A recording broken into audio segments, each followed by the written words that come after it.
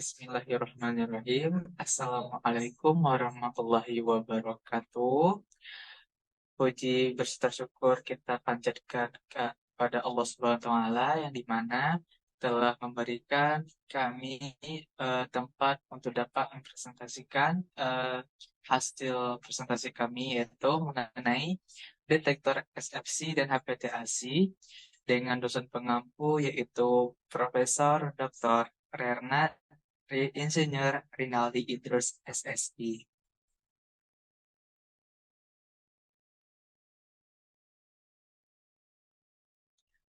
Kelompok kami beranggotakan Wulan Angelia, Nurul Hafifah, Rida Fernandi Zurian, Niswatun Fuzla, Ratu Zara Alia.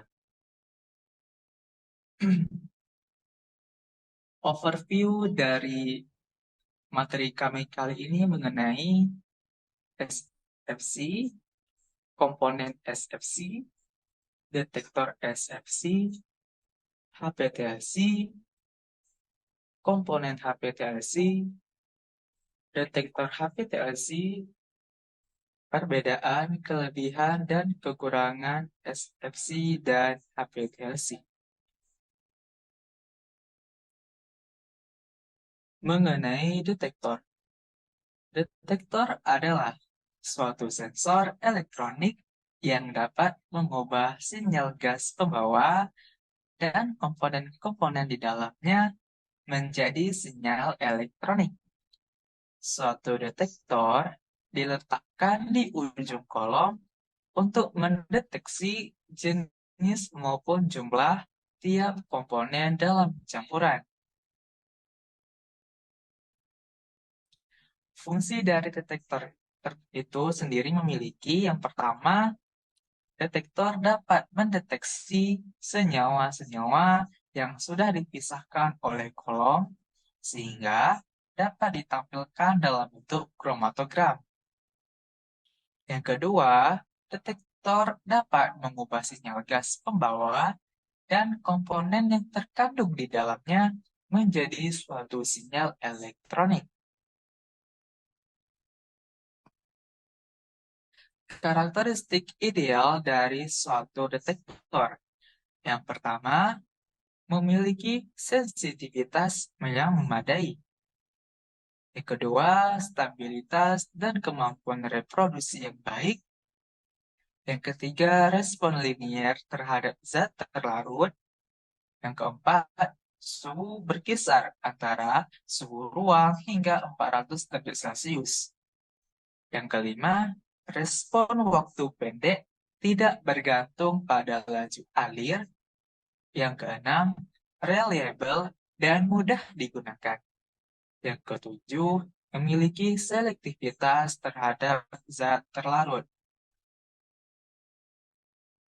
Selanjutnya mengenai SFC akan dijelaskan oleh teman saya, yaitu Niswatun Fuzla. Baik, SFC atau Supercritical Filter Chromatic.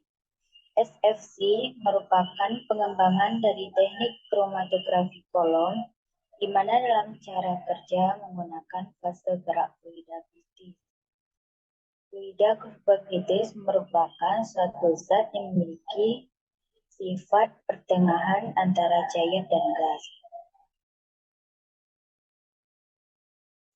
Berikut merupakan komponen dari SFC.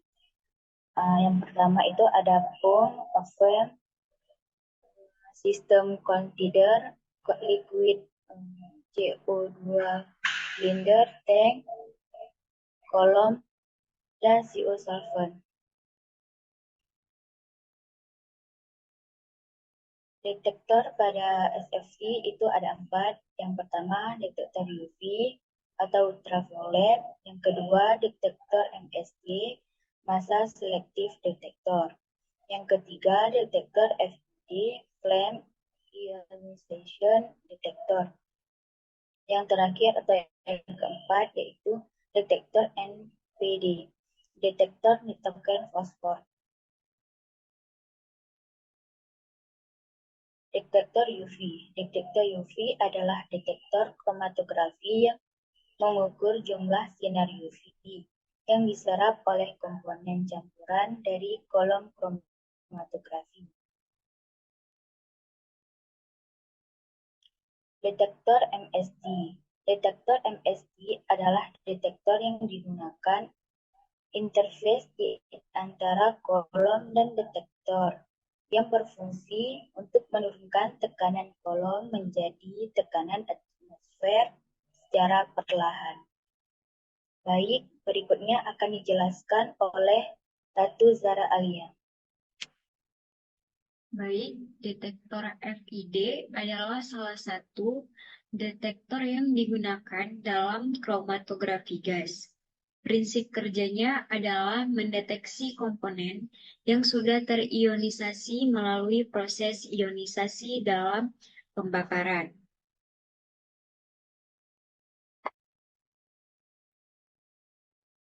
Selanjutnya, detektor NPD.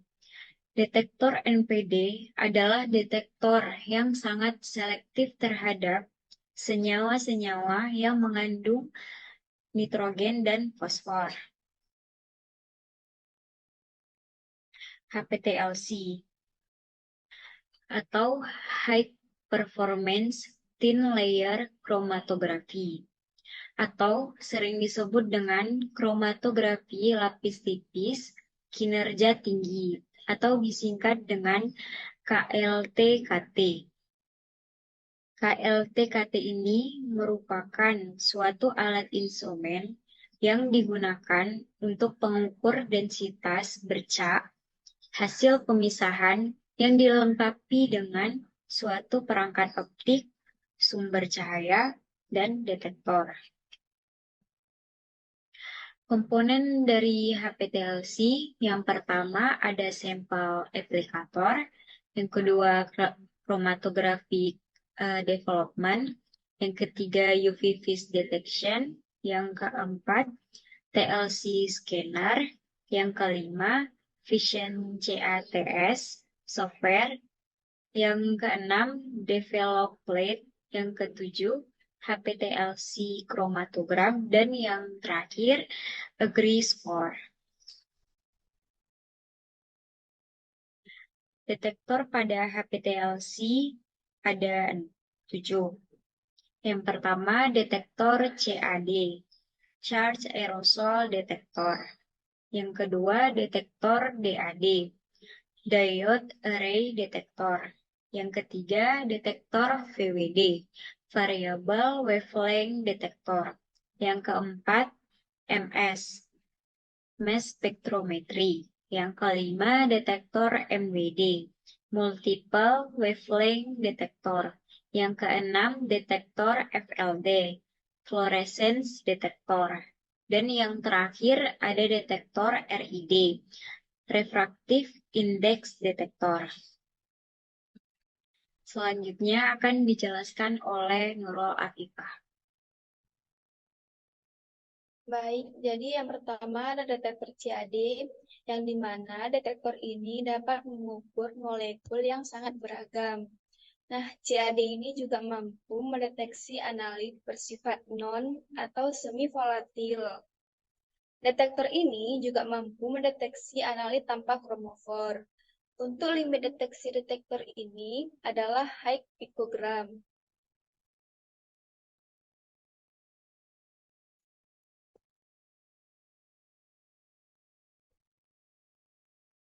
Nah, yang kedua ada detektor DAD. Detektor DAD ini adalah detektor yang digunakan untuk menganalisis kemurnian analit atau elusi puncak pengotor dengan limit deteksi nanogram. Untuk data yang dihasilkan dari detektor DAD ini dalam bentuk 3D.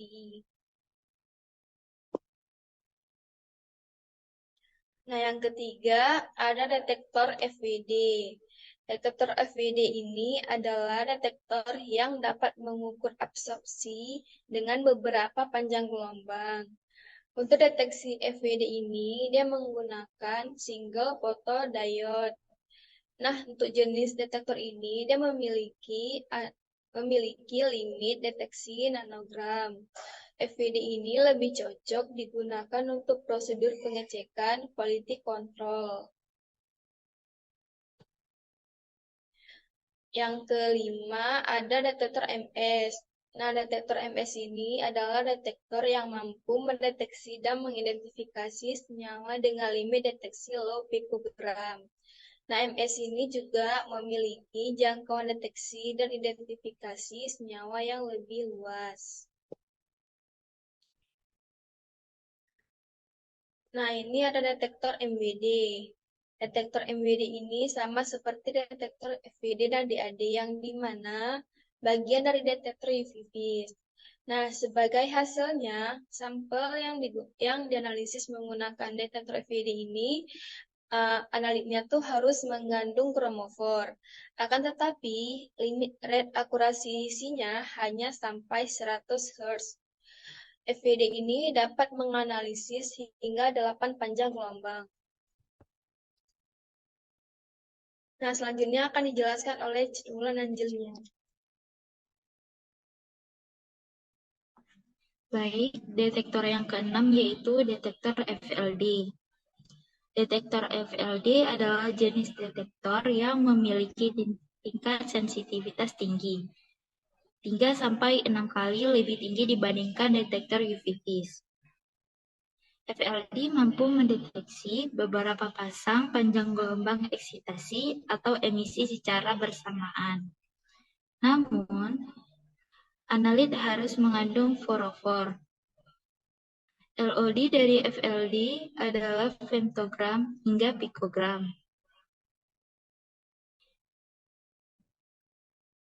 Detektor yang ketujuh yaitu detektor RID. Detektor RID adalah detektor yang mampu mendeteksi komponen berdasarkan pembiasan cahaya dalam lautan. Senyawa yang bisa dideteksi adalah senyawa yang memiliki gugus kromofor lemah serta untuk deteksi gula dan polimer. LOD dari RID adalah mikogram.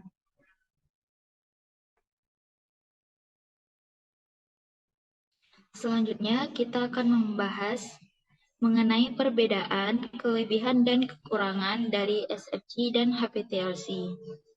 Pertama, perbedaan antara SFC dan HPTLC.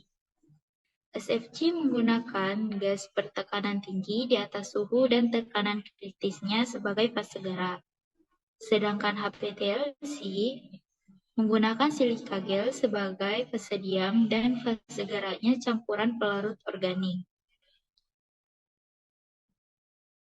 Selanjutnya, kelebihan SFC dan HPTLC.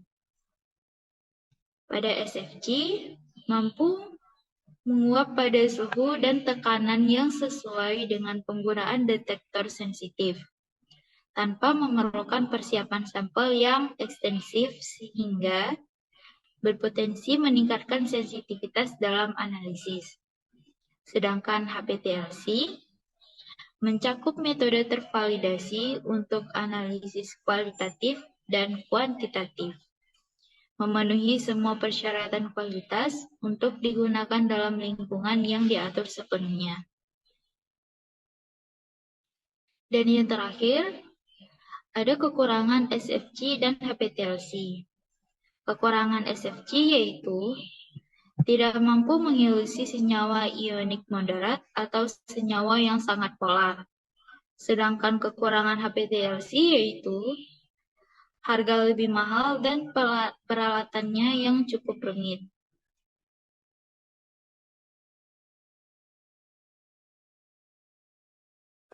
Kesimpulan dari materi kami kali ini yaitu SFC merupakan pengembangan dari teknik kromatografi kolom di mana dalam cara kerjanya menggunakan fase geraknya berupa fluida superkritik. Beberapa detektor pada SFC yaitu detektor UV, detektor FSD, detektor FID, dan detektor NPD. HPTLC merupakan suatu alat instrumen yang digunakan untuk pengukur pemisahan yang dilengkapi dengan sumber cahaya dan detektor.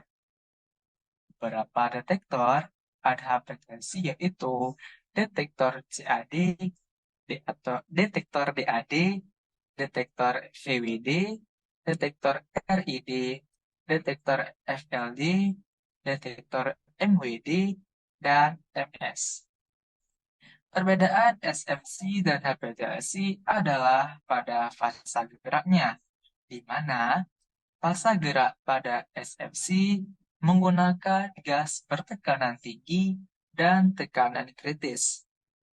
Sedangkan pada HPLC menggunakan campuran pelarut organik sebagai fasa geraknya.